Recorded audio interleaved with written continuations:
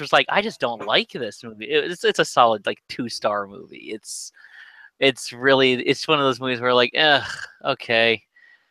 I think it's generational. I don't see where that's scary. Mhm. I don't see where having a clown pop up and then like have like, you know, alligator teeth spring out of it as it like waddles across the ground and like in that little jerky MTV way where all of a sudden you can just look at it and say, and it becomes a video game now. Yeah. You know, every time it's like I could just see it like CGI effect, CGI effect, CGI effect. I mean, Sure. which is not to like wax nostalgic about, you know, practical effects or anything like that. It's just that it was so obvious, and it took it every time it happened. In this, I've seen it used to good effect. In this case, every time they used it, it took me right out of the movie. Wow. Yeah, Mr. Derek Carey would be in the same boat as you. He despised the film, so I didn't despise. I just was like, ugh, that's it, huh? I enjoyed it, but because I felt like I should see it. You know, this is like the biggest. This is the biggest movie, you know, horror movie one of the year, one of the biggest of all time. And it didn't do it for you. It did not. That was another thing. Did they have to keep on saying it and like stressing it? I don't know. I guess it was just because constantly they said it. It. I'm like, you don't have to keep on like really stressing it. We know the damn movie's called It. Yeah, I didn't notice it, so I couldn't.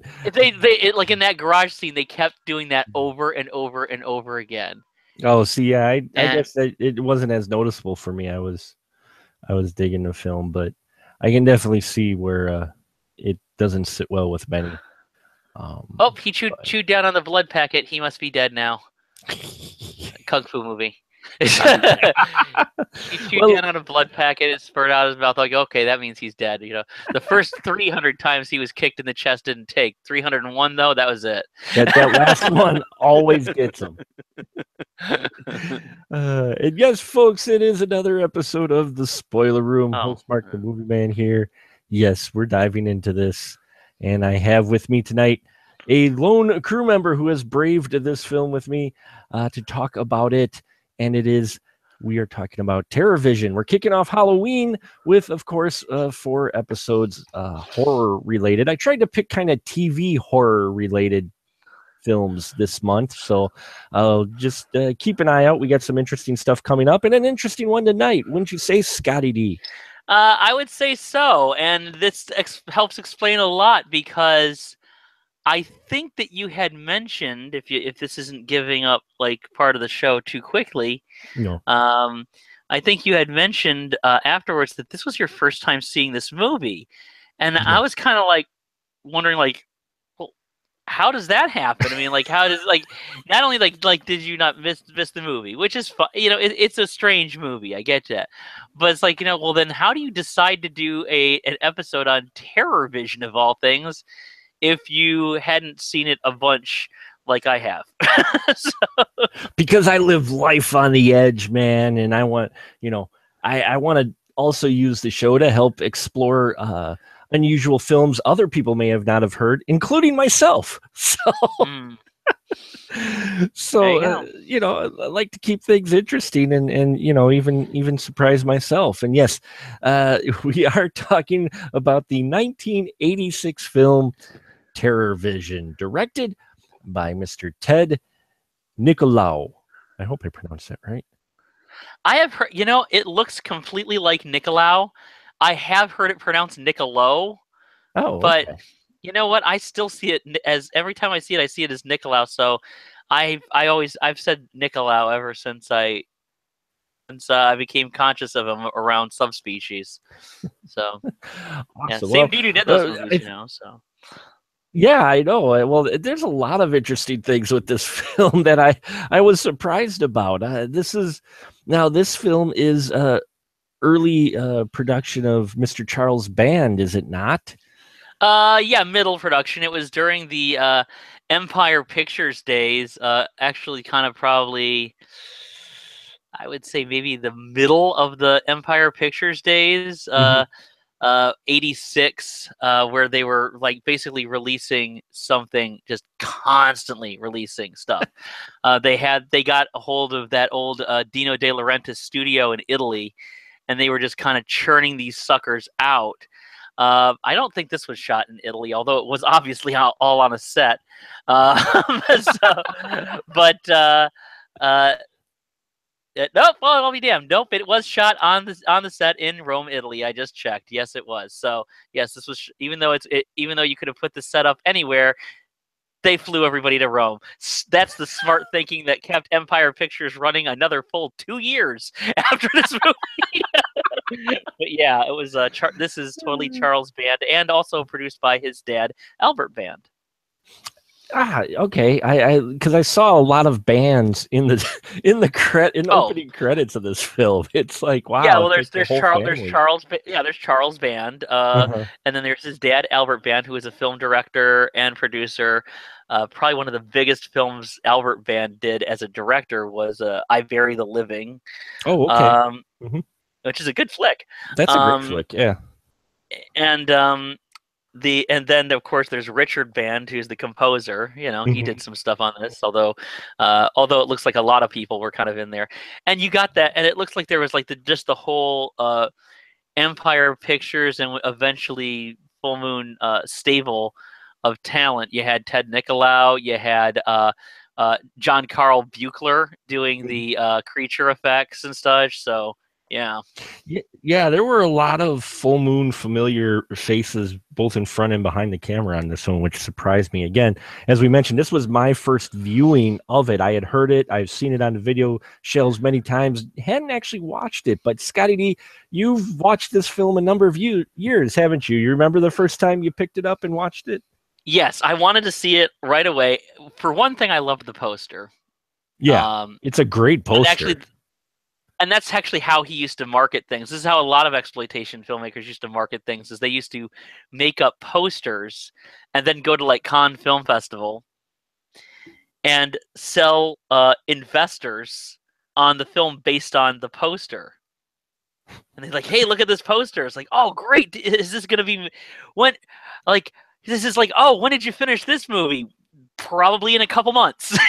They didn't have a movie, they just had a poster. And so the poster like sold me. I'm like, oh my gosh. And yes, Charles Band, I always looked at the credits, and if I saw Charles Band, I had to see it. But I didn't get to rent it for the longest time. How I saw this was on completely, we didn't have cable, completely missed that. By the time I was allowed to watch R-rated movies, and it came on a UHF station. I want to say, wow. We were living in the woods at the time, and we didn't get, old antenna folks. Hey kids, ask your parents. It was so it was coming in very snowy. Again, ask your parents. And I think it was like channel 29 or maybe even channel 23 in the Twin Cities that it was airing it, and I taped it, and I had this very, very snowy print of this taped thing where you could barely see anything. Here's the thing, is that I watched that tape of that snowy print so many times that when I watched it again for this show on Amazon Prime, HD and everything, yeah, it looked. I remembered every shot. I just remembered everything about it. I'm like, yep. And I didn't see the snow in my head ever when I was thinking of the movie. I was just thought about the thing. And the funny thing about that UHF thing is that they left in every single bit of the violence that was in this movie. All the faces getting eaten, people being turned into goo and eaten. And the only thing that they cut out that was new to me this time watching it, because this really was my first time watching it uncut, actually. The only thing they left out were the references to homosexuality. Oh, telling to you like how far we've come. Such a short time. It's like the references to swinging and to sex and to incest and to monsters eating people and crushing faces. That's all fine. They made they had a couple lines of dialogue suggesting one of the characters was gay. Whoa, hold the phone. There might be kids in the audience. It's we've let's all, you know what, whether you watch it or not, let's all say a prayer and thank God for Modern Family right now. Right? Oh man, yeah. Watching this film, I did not expect the hyper reality feel of this film that we got. I mean, just opening the opening, it's just like they do the miniature shot and they kit bash a number of models, which if folks out there aren't familiar with kit bashing, you can look it up, but basically they take regular models and then they break them apart and make them new models for sci-fi films. And in this one, Scott, they weren't exactly hiding the fact they had an upside down Enterprise. Nope. Nope. I'm sure they would look at it and say like, oh, that's a homage, or oh, somebody snuck that in there. You know, I can just see Charles Band saying, oh, sure, we kind of did a little. You know, I can just see him like with that little like that great like grin with the hucksterism that he has say like, oh no, I think they did that as kind of a salute because we all grew up on sci-fi, and so it was a salute to it. Yeah, I think they went into that a hobby shop at the mall and just bought like about $100 worth of stuff from the the spaceship collection, and one of them happened to be an Enterprise. Because I'm a big Trekkie, you know, older school Trekkie, but they're doing the padding. I'm like, oh, that's cool that, you know, they built the miniature. That's awesome. And then I looked at that for a minute. I'm like, wait a minute, that's an upside down Enterprise. Well, Good also on you it kind of helps. guys. It's funny because where do we start out in the movie? We start out at the planet Pluton or something like Yeah, that. it's a Sanitation department. So it's actually yeah, exactly. And they're disposing of mutant creatures that have been either whatever mutated from DNA or experiments or whatever. And so the one creature, there ends up being a mishap and he gets transmitted to Earth, being picked up by the receiver of a very unusual family, the Puttermans, who are busy setting up their new satellite. And man, Scott, could they embody the cliche people? I mean, each one of these characters is pretty much a hyped up, super over the top version of your standard type of characters during the mid 80s, isn't it? Well, the thing about that, and this is the thing that I love about this movie, and spoiler, guys, I do love it. Is that half the movie is like an old like monster movie. Yep. And then half the movie is a complete 80s satire. They have everything, and we can probably reference it in greater detail if you'd like, but they have everything Sure. represented. We have the gigantic satellite dish that the guy insists on doing himself. We have a middle-aged married couple who are like these little yuppie kind of cornflakes, like the marin cornflakes and such, that are into the swinging scene still. We have a daughter played by Diane Franklin, who's like this MTV obsessed new waver, a hair metal guy. We have Rambo fetishism. We have an Elvira character who's obsessed with workout videos. I mean, this is culture, TV, what TV entertainment and filmed entertainment was feeding into the pop culture in the 80s, and then it's regurgitated back out into this family who then has to do battle with a monster that is regurgitated out of their TV. So I mean, that's what I love about the movie. I mean, it's like it's a goofy, trashy movie, but it's really working on this other level of I'm going to have fun with this. it had a bit of, I dare say it, and I hope the Astro Radio Z family doesn't beat the crap out of me.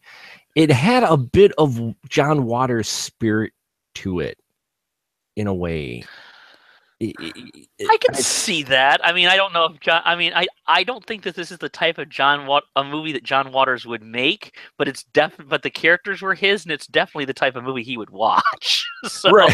I mean, the characters especially. I mean, the way they were written in that, just it kind of had that spirit. I'm not saying for sure, no, but it just kind of had a similar vibe to that. Especially when we talk about the swinger couple, who were fantastic. Garrett Graham and Mary Warnove were fantastic in this. They, those are two of my favorite character actors anyway.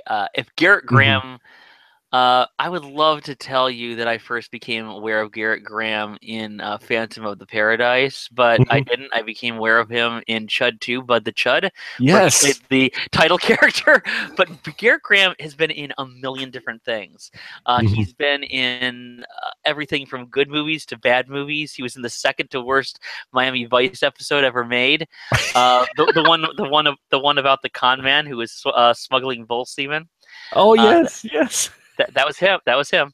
Oh and great. I mean, I love this actor. I think I've always been a fan of him ever since I first saw him.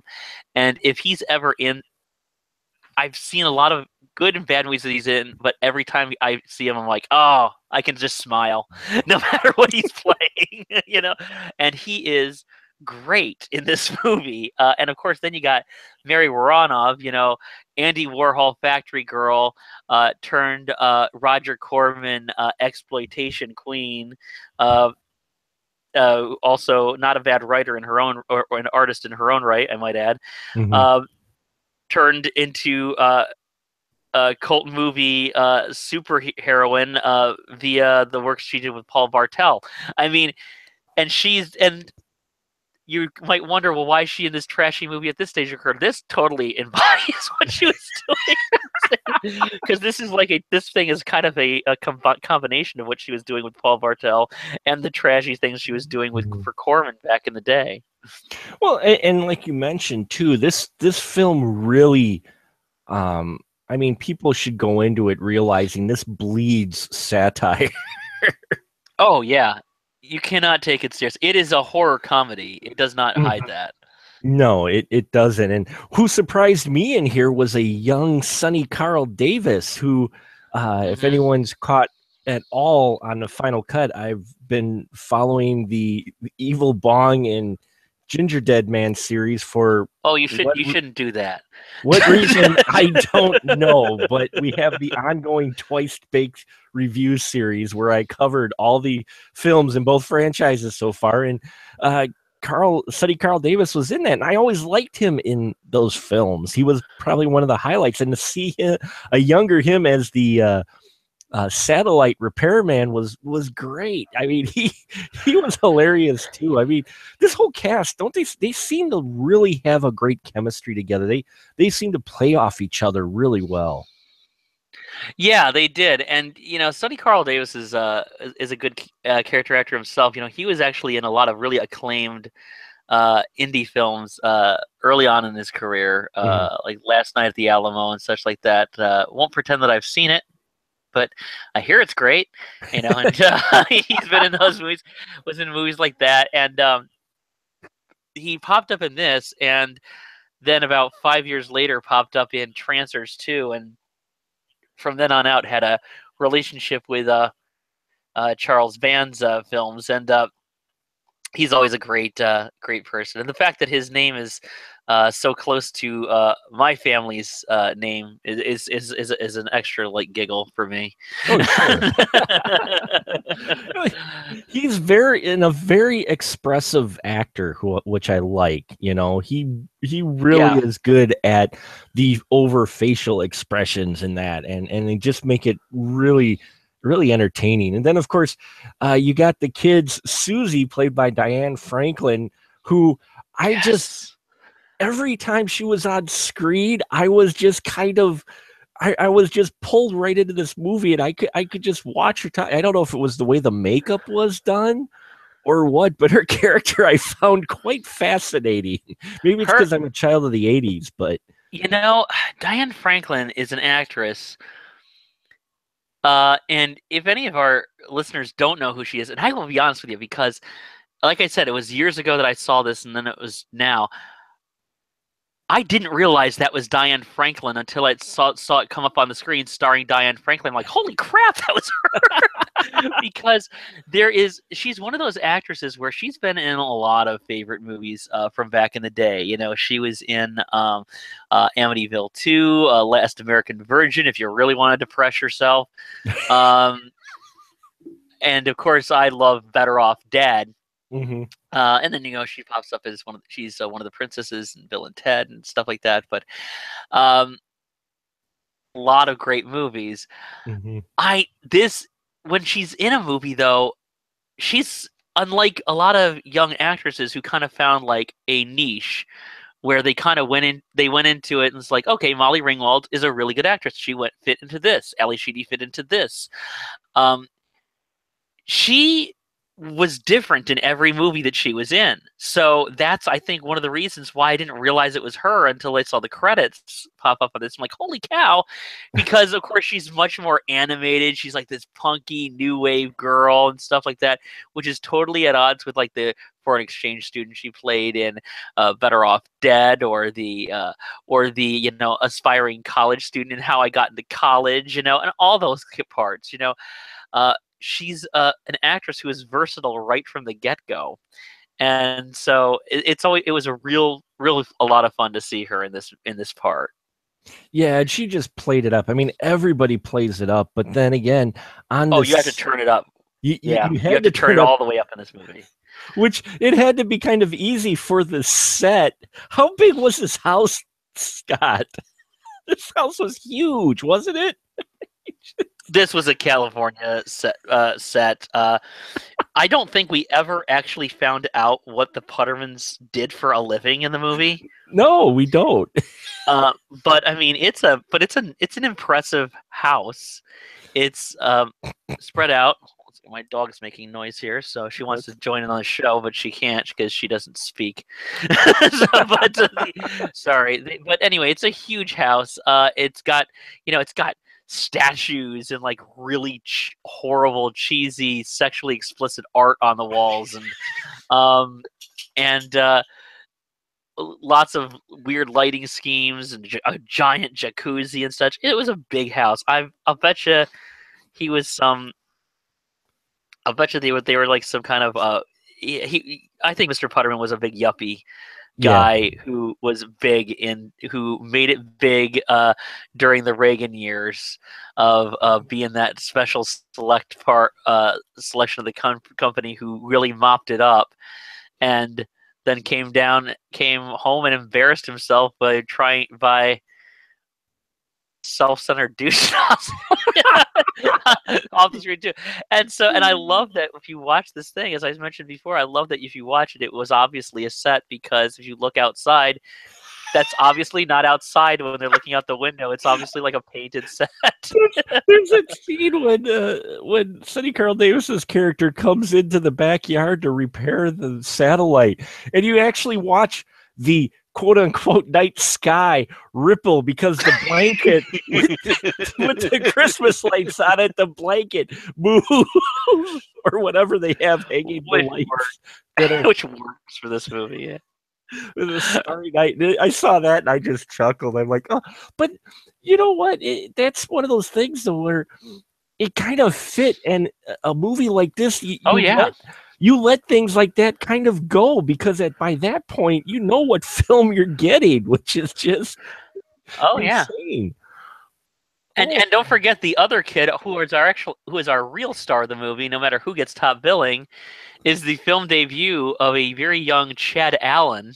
Yes. Who would then go on to film and TV stardom, and do quite well for himself throughout like the 90s and 2000s and such. I just love the fact that here he is, he's like 11 or 12 in this house that has a whole bunch of like the pleasure palace, and the parents have decorated it with these really badly, as Scott mentioned, the badly sexually explicit pictures that I'm just like, wow, what dime store did they find those from? Yeah, well, that's and that was it was an exaggeration of that whole swinging lifestyle from the mid '70s, early '80s that they tried to. You heard a lot about, but really the only times you actually would ever see a house that really looked like that was in like a porno. Right? It's like what? This is my house. What normal peoples don't live like this? It totally felt like a porn house. And I'm like, oh man. You can totally see it's like a kid, stay away. They're shooting here over the weekend. Maybe that's what he did for a living. Who knows? Who knows? He could have. I mean, you don't know. Yeah. I think so. He was the type of character where you could see him probably doing that. And these other characters, and yes, we're focusing on these characters because they're all just so well performed, though over the top and insane. We have to mention Burt Remsen as Grandpa. He's great. Oh my Lord, as the crazy military grandpa. What'd you think about it? I mean, he crops up here and I'm like, holy crap, it's Burt Remsen. Burt Remsen comes in and he knows what it is. He knows what it is. Apparently, on the IMDb, he was modeled after an old street performer who used to be like to give like anti-war messages, satirical on the street. But I don't know anything about that. But he comes in and he just has that whole General Patton survivalist thing. I mean, basically, if you can imagine a time when old people, like, if you can like imagine a time when an 80-year-old Alex Jones would have been likable, that would have been him. But Alex Jones is not 80 years old and he's not likable, so I know how it's hard. But he was just this guy who comes in there dressed like General Patton and talking about like all this military jargon, and he is always thinking about a commie takeover, and he's always preparing for the end of the world. So that's why this house, in addition to everything else, has a bomb shelter in it. And bomb shelter, that was pretty big too. It was way bigger than your standard bomb shelter.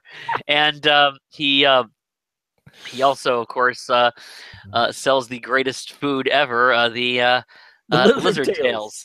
He sells lizard tails because they grow back. You eat forever.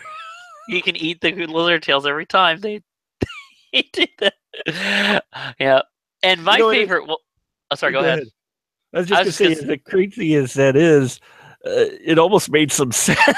It did make some sense, and I'm thinking like, okay, that's starting to make sense, which just goes to show you I've been watching this movie too long because it's starting to rot my brain. Well, we're okay until we start seeing you buy up a collection of lizards. Then we'll need to get some intervention going on, Scott. One of my other favorite character actors, if we can mention him, is that Jonathan Gries is in this movie. Diane Franklin has who plays Susie. She has a new boyfriend who's a brilliant musician, and he's like this like awful like hair metal guy, and he's obviously like 10 years older than any young person in the cast. And it's Jonathan Gries who plays OD, or as Garrett Graham says, Irish boy. Yeah.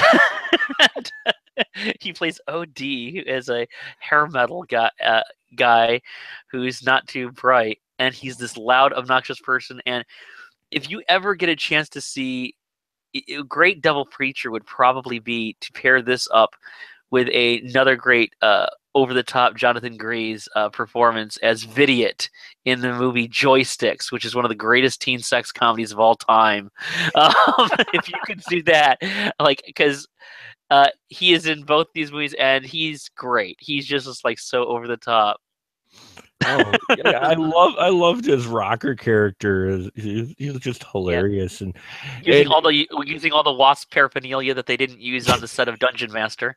So I noticed that was rather prevalent with him. And then we just have to mention too Jennifer Richards as Medusa. Oh my Lord. I wanted her to be a real horror host. She was good. She was good in the part. I don't know if she had a larger part in any of the other movies she was in because I haven't seen. I was looking up her credits and I hadn't really seen too many of them. I'm sorry to say, but she played. Although I've probably seen her on Night Court because she was on that, and I've seen every episode of that. But she played the Medusa part, which was very obviously supposed to be Elvira. Even Medusa's theme music is almost copyright infringingly the title sequence and her similar to Movie Macabre, Yeah. Her mannerisms and just, it was just like, wow. I'm like, good thing you dressed her up as Medusa and not like Vampira, or you might have some lawyers calling. Yeah, they did a whole shtick where it was Medusa and she made jokes about it, about turning to stone and everything like that. And so I think that kept him out. But like the theme music and everything, I mean, it was very obviously who she was supposed to be. Lots of double entendres. Character was not as bubbly as Elvira, because that's the thing about Elvira is really she's kind of like vaudeville bubbly almost, Yes. And her character was like very serious, but with lots of double entendres and lots of. She was actually her approach was kind of more similar to what Vampira was, but even though the show was very obviously supposed to be ripping off Elvira. Yeah.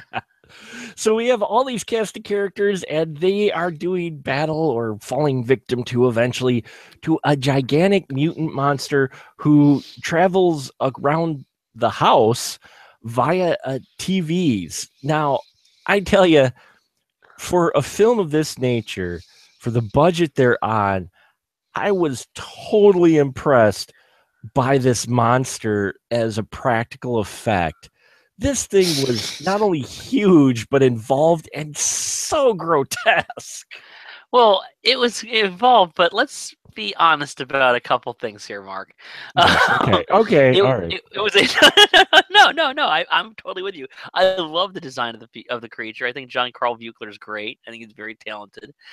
The way they got around, the way it looks so great most of the time is that if you see a full body shot of the monster, its mouth is moving and its eyes are moving. It has googly eyes, which I think is awesome. A monster with googly eyes in a movie. How great is that? For the rest of it, like whenever it's moving or whenever like the tongue shoots out or something like that, it's close up. So it's never it never move. You never actually see the whole monster move. Yeah. And you never see like the tongue come out like while it's in full body shot. It's always like full body shot. It's the eyes and the mouth, and then it'll go for close-ups. But no, this is clever because lots of great low budget filmmakers have done this. Is they've managed to get more out of their monster effects like this, where it's always in close up, where it's always like that. Well, probably in your head you were picturing like, oh, I could have sworn I saw this thing move. Yeah, right. But you didn't. No. That's great.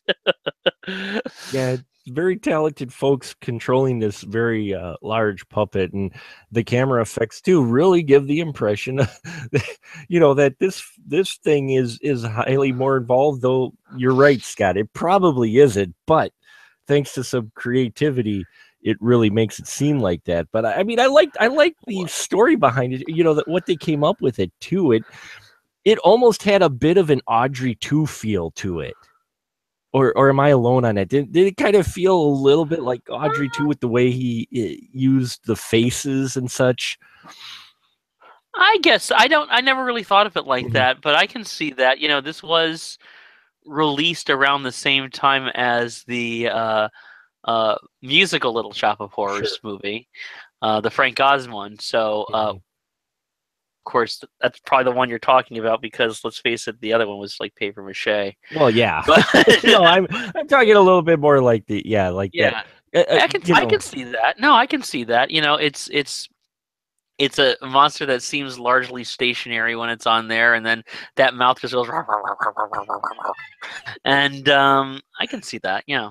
And the way it ate people, I thought was funny, in that it like pre-digests them before it eats them, usually either with its claw hand or the tongue, where it would liquefy them and then suck it up with the tongue. It would like turn them into like this little barf slurry, and then lick it up with the tongue, like almost like Brundlefly, like but times 100. Yeah, and suck them all up. And the funny thing is that sometimes it wound up like sucking up some of the clothes and everything as well. So you're kind of like, okay, well, you can digest that. What the hell? You know, but eat it. Yeah, just eat them all. Why? And it can mimic those people too. Is the thing. Yeah, that's what surprised me. Is like suddenly it's starting to mimic people. I'm like, whoa, okay, I didn't expect that angle taken with it. Mm-hmm. And yeah, you know, creepy on the end of the tongue, and I guess they play at the idea that it evolves as it eats more people, is what I got from it. I think at one point from one of the Star Trek ripoff aliens that they had for. Possibly by then I was kind of drooling. So, were you drooling because of that, or because of Randy Brooks? No, Cherry. No, I was not. I was not a Cherry person for this movie. No, you were more of Medusa, right? I was more of a Medusa. Medusa's kind of more my type. Yeah, and you know, a bit of I was more. Who am I kidding? I was more of a Diane Franklin. Hey, she was in her 20s, so. Oh yeah, but and Mary Waranos. Yeah, it's just this movie, I will say, in some respects, just blew me away, and for the most part, the energy for it really felt great. I think, though, it does run into a little bit of a pacing type thing when they get to the kids trying to train the alien. Yeah, I had forgotten. That's the one part I had forgotten completely about. You know, and for me, it felt like, oh, this is going great. And then they get to this part, and then it just, not long, but just noticeable enough to where it seemed the pacing kind of dragged a little, like, okay, now they're just trying to get the full feature length out of this film. Yep. Yeah, that's exactly what I thought. You know, they were trying to and they were trying to skewer a couple other things in there. They were trying to skewer E.T. a bit, and for 80s, and also skewer just the whole idea about how they're planning to exploit the monster for money, which was like a very oh, that's a very American thing for you to do. So good for you. But yeah, I can see that the scenes aren't bad. You know, because you know things are gonna, like, the kids start to think like, oh, maybe this thing didn't. Why they didn't think that this monster ate the parents at that point, I don't know. Or right. like, spoiler room, guys. Sorry. Why didn't think that this monster ate them at that point? Like, okay, well, because they saw them earlier. Like, yes, but you now know that there is a monster. Right, it's a monster. They know. Okay, you didn't think there was a monster before, right. So now that you know that there's a monster, why would you say like, oh, there's a monster? Why wouldn't you say like, I was right all along? No, it's like, oh, and now there's a monster. Mm-hmm. I guess these people. I don't know why they wouldn't think that, but I mean, like, you're kind of waiting when they are training the monster for the other shoe to drop, and for people to get eaten, and you know it's going to happen, so it's going to so that adds a little bit of edge to it. But yeah, it's like about 10-15 minutes that was just used to bring the film up to an 85-minute running time, basically. Yeah, I mean, you could tell because it's one part that got to me. I mean, you're right. The scenes are well acted and everything. There's nothing wrong with the scenes, and they kind of fit. They kind of play it off enough to where you kind of buy in. Okay, these characters are doing this, but at the same time, the energy just kind of slowed down in these, because up until that, it was just like bang, bang, bang. It was just like constant, kinetic, wild energy that kept going through this movie. That and now Charles Band takes 40-minute movies and moves them up to 70 minutes length. So yeah, so not too much has changed. It's just that he has less to work with and more to stretch out. He did, when he has, I tease him, but it's out of love, even if it's. But when he had materials at his disposal, mm-hmm. there could be some really great exploitation flicks. Yeah. Oh yeah. I mean, there was some great. I always love earlier full moon stuff than later full moon stuff, just because that's the stuff. Not just because I nostalgia and that's what I grew up with, but it was great to see how inventive and creative they got with what little they had. Oh yeah. I mean, subspecies. You got subspecies in there, which this director who did this did what the first three, or did he do all? Because no, he did all of them, didn't he? I think he did all of them. Yeah. Plus, then he also gave us that Puppet Master versus Demonic Toys movie. We don't talk about that. So I'm told there's a film out there called Puppet Master versus Demonic Toys, but he did do other things. He did some other stuff too. He did, a couple some of the better family films that Full Moon was putting out. He did those, and channels and such like that. So I mean, he's done quite a bit for them. Yeah. What was odd is that this was now his. He had basically made like a few shorts, basically, or basically a couple like add-ons for other Full Moon flicks. He was one of the directors on Dungeon Master. He was he shot the additional footage for that Linda Blair flick, Savage Island. But this is like his first full-length feature. And it's just really has a lot of energy to it. It's probably wasn't what anybody was expecting when they heard about this movie initially. Yeah, and for a first time out for him being full on in the director's chair, I thought he did well. I mean, for the type of material it is, this almost was like, Charles Band was like, okay, here's your budget, here's your set. Get me a movie that's 86 minutes long. Yeah. It's like, it almost has that feel like you just, there was no producer or anything involved. It was just like, that old scene in Ed Wood, which is, I need a movie that's 86 minutes long. I don't care. I need 3 reels or 2 reels. I don't care what you put on them. I need 2 reels. Mm-hmm.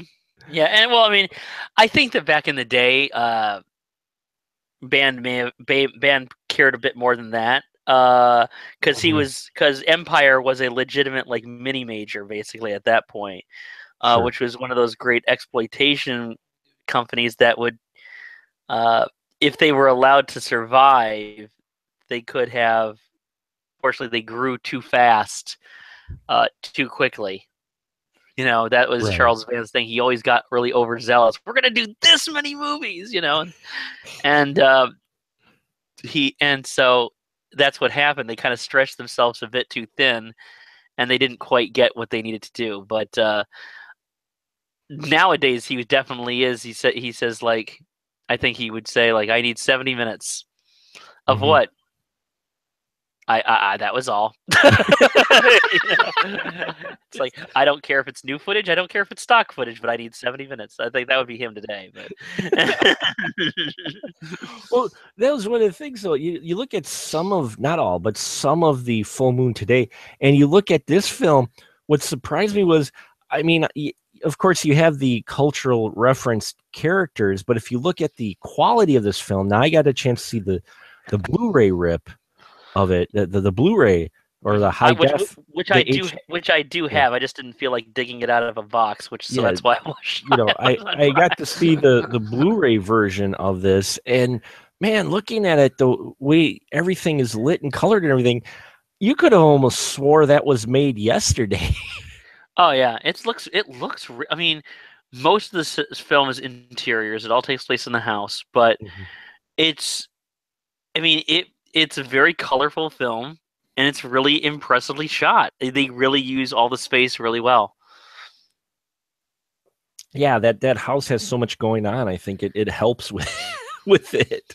That set is a full set too, and it must have to do with the fact, like you said, that it was kind of at the studio's height, because it how much, because a number of indie films, let's face it, especially those on lower budget, the houses are usually sparsely furnished.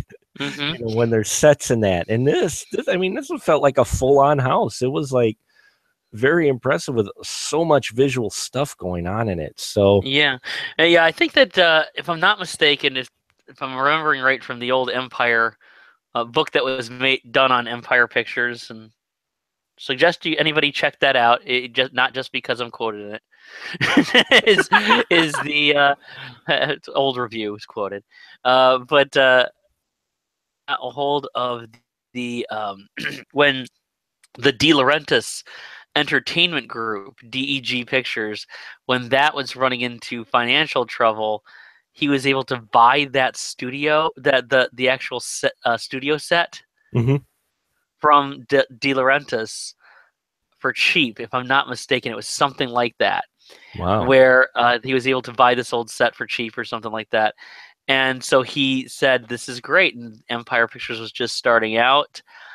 He moved everything over there, and he says, okay, we are shooting a ton of movies on this set, and so all these people would be like, hey, where are we shooting it? Rome. Like, but it's an American movie. Yes. It's all indoors. Yes.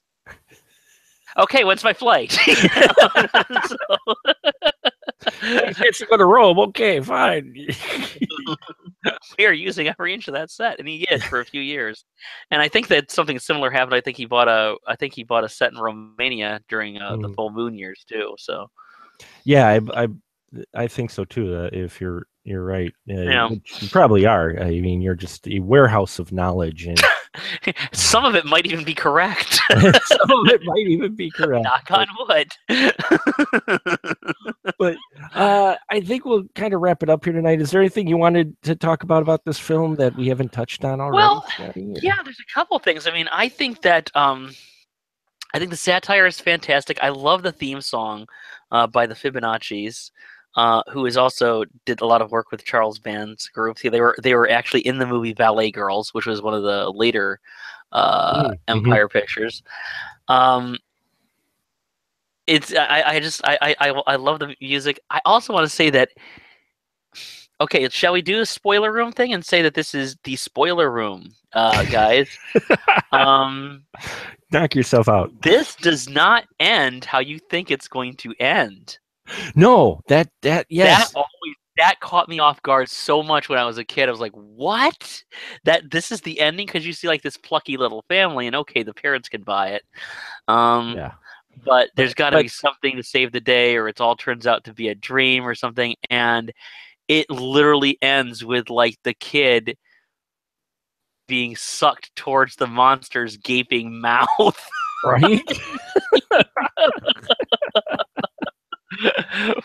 I mean, it was kind of a grim, even though it's on a joke, it's kind of a grim ending to this film.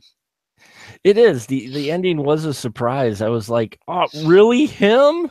Like it's like, OD dies, and it's like, holy crap! It's like, well, every single person in this movie buys it, and you're meant to believe that it's still going to continue on to Terrorvision 2, I suppose. But and anybody out there I'm sure Charles Band probably would not part with it, but if you give him the idea, he'll rip it off from you. And I don't think he owns the rights to this one anymore. Oh, really? I don't think so. There's a catalog of Full Moon. If you get one of the Full Moon catalogs, because it was sent to me when I won a bunch of stuff. Those contests, people actually do win. I won the contest one year for like a $200 Full Moon spending spree, and they sent me a Full Moon catalog with it, and it'll actually list all the Charles Band produced movies, and it's color coded as to which ones he still has the rights to. Oh, wow. He actually puts that in the back of the catalog, and there's certain ones where you're like, oh, Ghoulies, he doesn't have that one anymore. But he does have all of these other ones. Most of them he has. Sure. But I don't know if he has this. But I don't know if he has this one. I think a lot of the Empire Pictures now owned by MGM. Yeah. So if MGM wants to do it, why not? They're doing remakes of everything else. Do a new Terrorvision. That's all MGM does is new remakes of everything else. Ugh. Of course, nowadays, if they did Terrorvision, it'd be all CGI. It'd be like a poorly done CGI monster, probably. Terrorvision meets It. Oh, look, it's waddling across the screen. It looks like a freaking Aphex Twin video. Ooh, scary. Sorry, a little bitter there, folks. Well, triggered there by It. Shit. Unlike Terrorvision, Scotty D thinks It is shit. There he go. I did not care for it. But you did care for Terrorvision, so I did.